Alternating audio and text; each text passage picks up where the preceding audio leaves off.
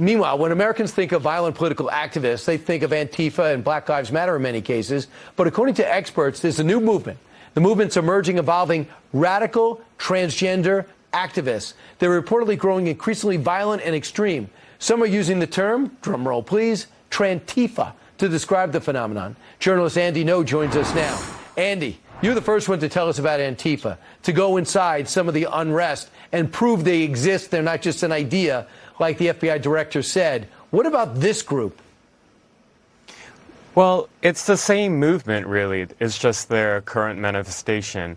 Antifa can only mobilize, organize, and radicalize in opposition to something. For many years, that was Donald Trump. Of course, they were aided by the opposition party, as well as those in the liberal press.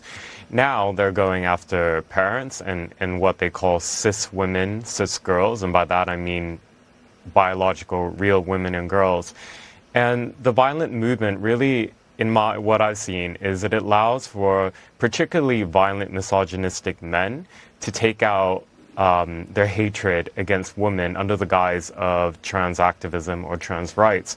And it allows women who are taking cross-sex hormones and taking on some male typical behaviors for violence to then also partake in that violent criminality. And where have you seen this happen? What cities?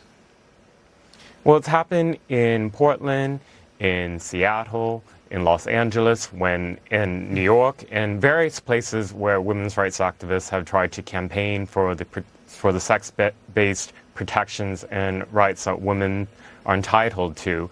In the UK, you see that as well as on continental Europe.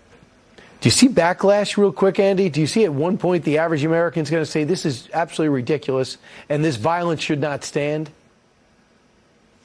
Well, what we're seeing now are immigrant families and Muslim families starting to speak up and organize in LA, in Maryland, in Michigan.